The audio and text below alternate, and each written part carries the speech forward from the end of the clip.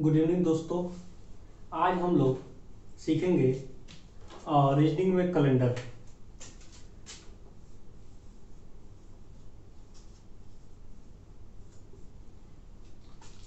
Calendar का बहुत उपयोग है हमारे जीवन में और कैलेंडर से बहुत सारे क्वेश्चन पूछे जाते हैं। टेट, सुपर टेट, यूपीपी और बहुत सारे एग्जामों में आपको कैलेंडर से बहुत इंपॉर्टेंट क्वेश्चन पूछे जाते हैं और बहुत ही महत्वपूर्ण क्वेश्चन इस यहाँ से बनते हैं और बहुत ही रोचक क्वेश्चन बनते हैं।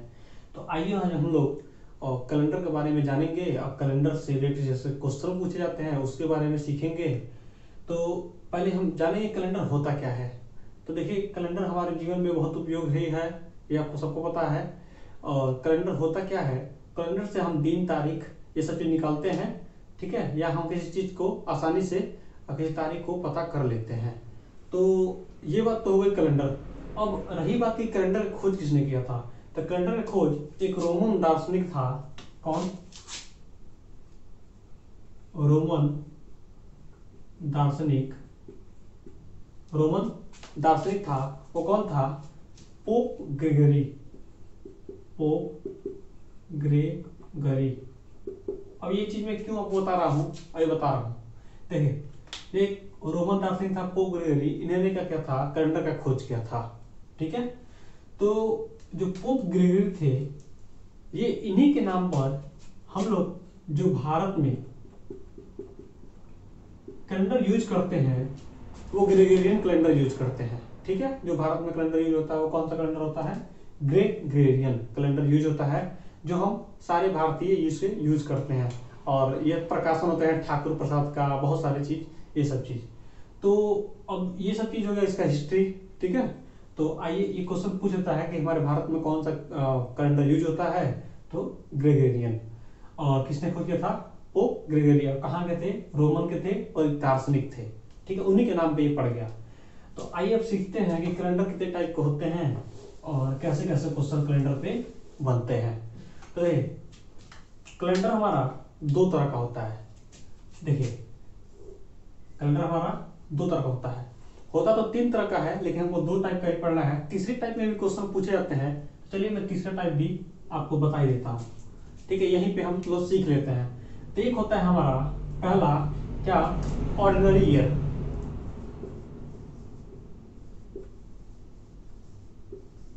ईयर, मतलब सामान्य वर्ष, ठीक है। दूसरा हमारा होता है क्या? लीप ईयर, जो इसे कहा जाता है, ये लीप ईयर, लीप वर्ष ही होता है। इसे एक और चीज अधिक वर्ष भी कहा जाता है। एक होता है हमारा शताब्दी वर्ष, यानी सेंचुरी ईयर, ठीक है। तो फिलहाल हमको अभी इस दो के ही बारे में पढ़ना है, फिर इसके बारे में हम लोग जानेंगे। इससे बहुत सारे क्वेश्चन पूछे जाते हैं, इससे बहुत नॉर्मल क्वेश्चन बनते हैं और इन दोनों पे बहुत ज्यादा क्वेश्चन पूछे जाते हैं, उसको हम सीखेंगे। तो आइए हम इसको डिफाइन करते हैं। देखिए, जो हमारा ऑर्डिनरी सामान्य वर्ष है, ये हमारा क्या होता है? 365 दिन का होता है। पॉइंट करके लिखते जाइए, आप अगर आप चाहें तो लिख सकते हैं कि 365 दिन का होता है। और एक और दूसरा पॉइंट हमारा होता है, इसमें फरवरी का जो मंथ होता है वो 28 दिन का होता है, ठीक है। 365 दिन का जो ईयर होता है, 365 दिन मिलकर एक ईयर बनाते हैं, यानी सामान्य वर्ष में, ठीक है। और हमारा लीप वर्ष में क्या होता है, इसको पॉइंट बना लीजिए, 366 दिन का ये वर्ष होता है। और फरवरी का महीना जो होता है ये 29 दिन का होता है। ये 29 दिन कहां से आते हैं? देखिए, हमारा जो 24 घंटे का दिन और रात होता है, तो वो एक्चुअली वो 24 घंटे का दिन और रात नहीं होता है, वो 24 घंटे और कुछ मिनट का होता है। यही मिनट क्या होते हैं, इकट्ठा होते होते एक दिन में कन्वर्ट हो जाते हैं, ठीक है। और वही क्या होता है, एक दिन यहाँ पे बढ़ जाता है। 365 था, एक दिन ये 366 दिन हो जाता है, ठीक है। तो ये रही कुछ जानकारियां। और लीप वर्ष में देखिए, अब हमको पता करना है कि आखिर साधारण वर्ष को कैसे पता करेंगे कि ये साधारण वर्ष है और ये लीप वर्ष है। तो कैसे पता करेंगे, आइए हम एक को पहले पढ़ेंगे। क्या साधारण वर्ष या उसे सामान्य वर्ष भी कहा जाता है, यानी क्या ऑर्डिनरी ईयर। इसमें मैंने बहुत सारा फैक्ट बता दिया। अब इसको हमको पता करना है कि साधारण वर्ष है, कोई वर्ष साधारण वर्ष है कि नहीं। एक चीज और मैं आपको बता दे रहा हूं, हमारे इसमें क्या क्या होते हैं, वर्ष होते हैं, महीना होता है, और सप्ताह होता है, और दिन होता है। अब देखिए महीनों में क्या होते हैं, 28 के, 29 के, 28 के, 30 के और 31 के महीने होते हैं। ये कब कब होते हैं, तो नॉर्मली क्या करते हैं गाँव में लोग आसानी से गिन लेते हैं, जनवरी, फरवरी, मार्च, अप्रैल, मई, जून, जुलाई, अगस्त, सितंबर, अक्टूबर, ऐसे गिन लेते हैं। तो होता ये है कि जो ऊपर वाला भाग होता है ये 31 का महीना होता है, और जनवरी ये 31 का हो गया, और नीचे वाला होता है फरवरी।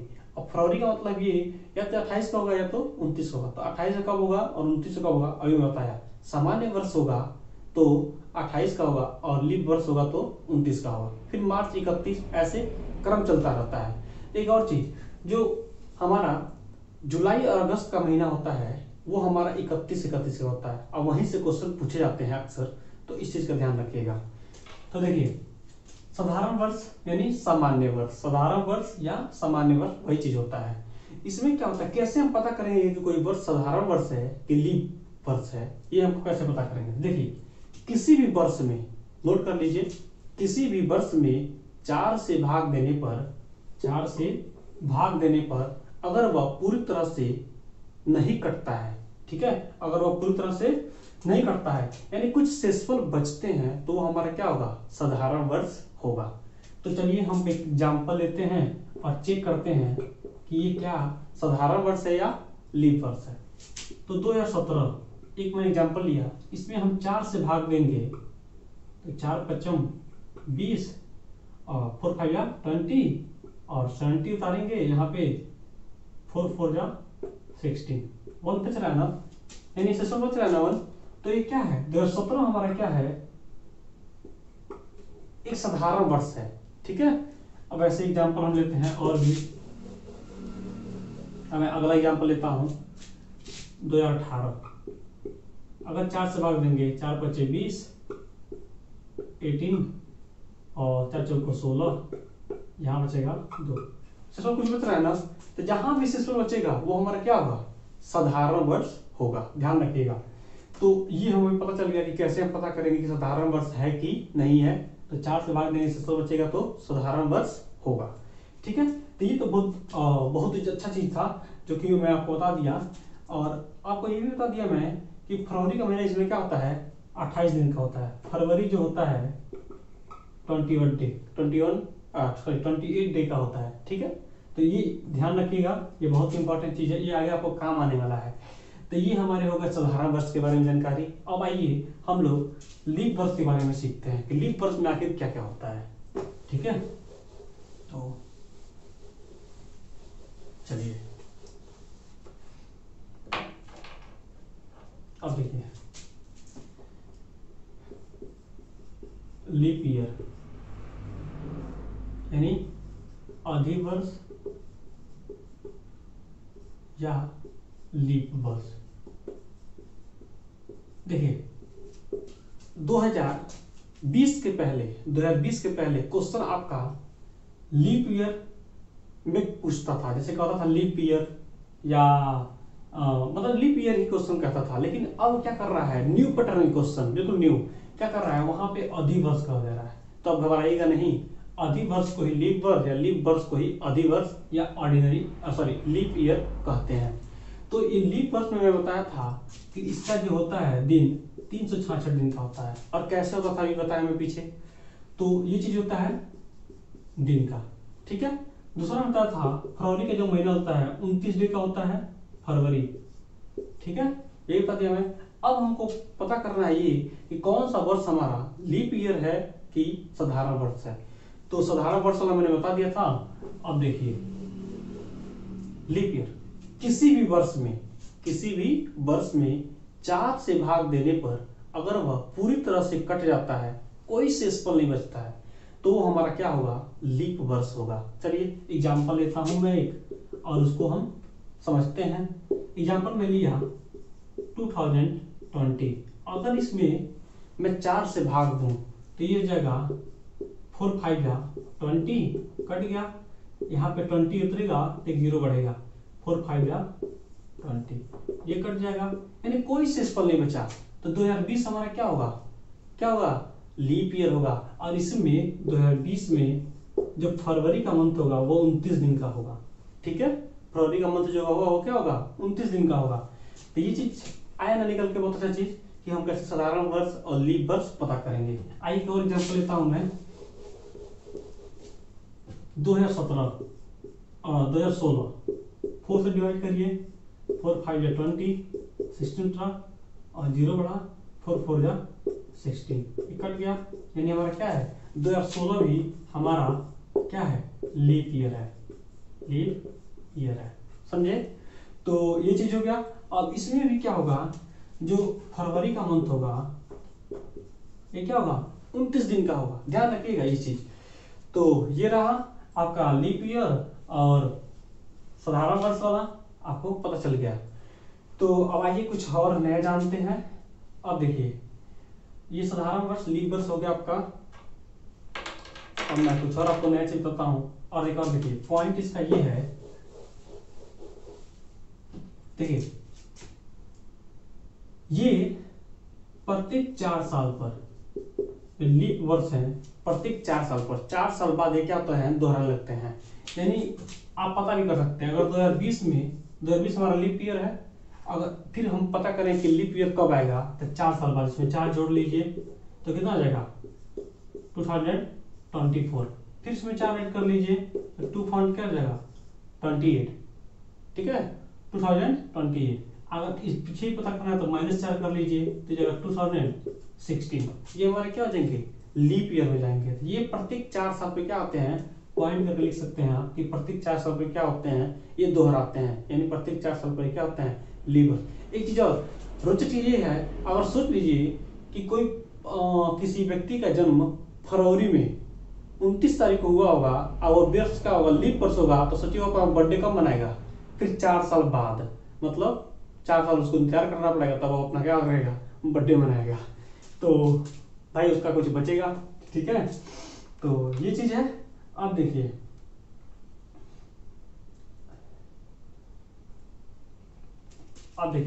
ये चीज हो गया हमारा। अब आते हैं हम बहुत ही महत्वपूर्ण चीज जो हमारे इस क्वेश्चन को सॉल्व कराएगा। देखिए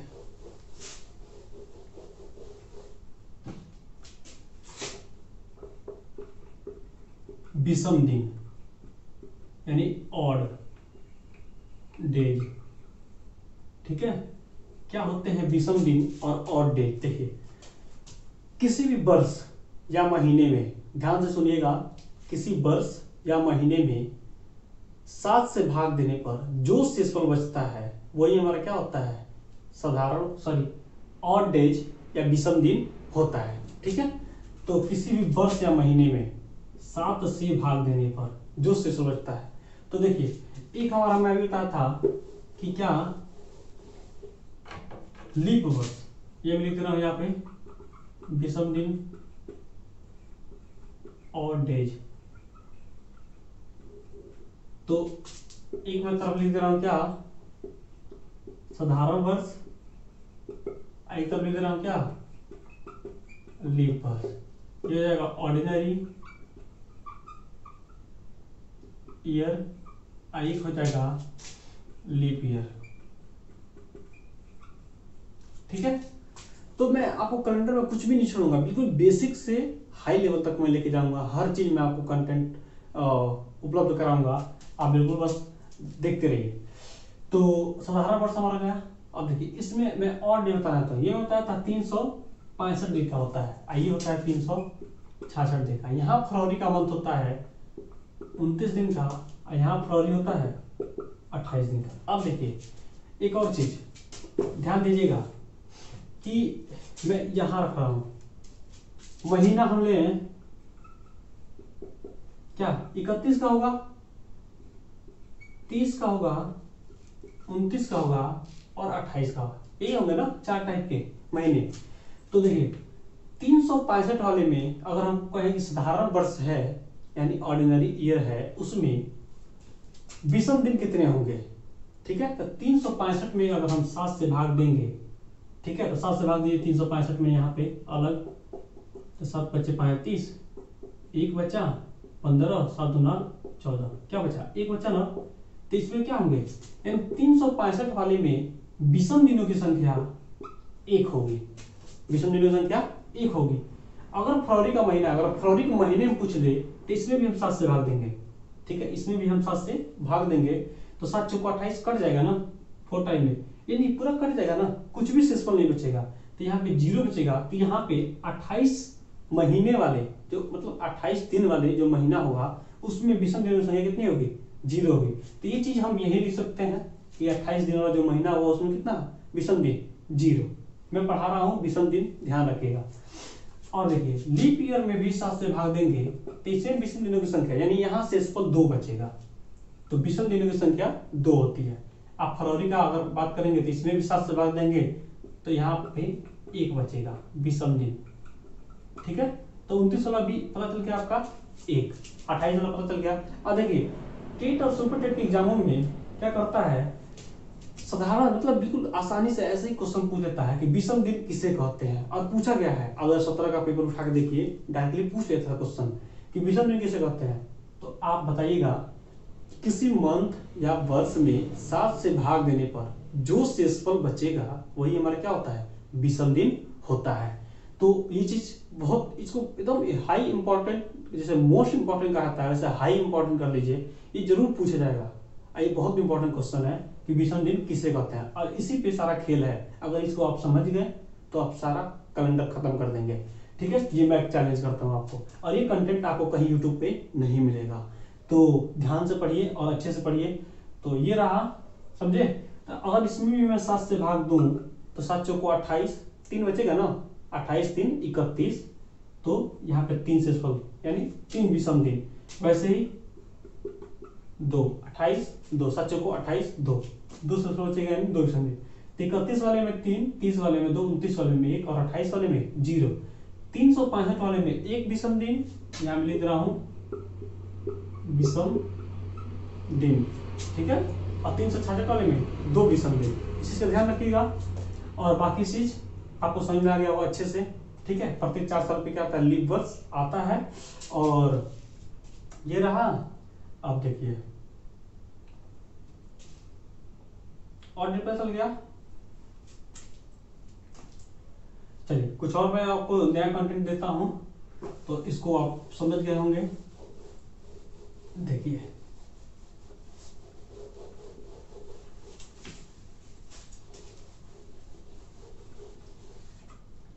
अब देखिए कुछ फैक्ट होते हैं,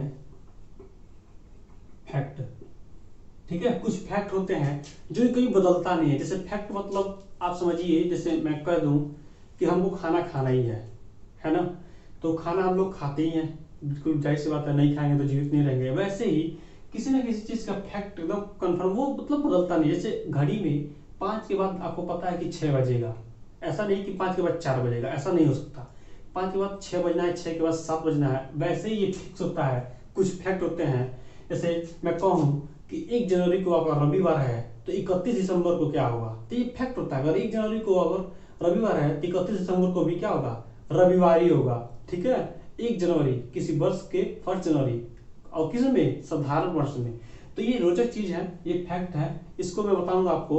और सुनिए, क्वेश्चन पूछा था जैसे कि अगर 2020 का कैलेंडर हम संभाल के रखें या 2021 का, तो फिर कब आएगा। यानी कैलेंडर हमारा किसी इंसान ने ही बनाया है, यानी तो ये क्या होता है, ये दोहराते हैं। जैसे 5 के बाद 6 बजता है, वैसे कैलेंडर में भी दिन फिर से आते हैं, वही दिन वही महीना।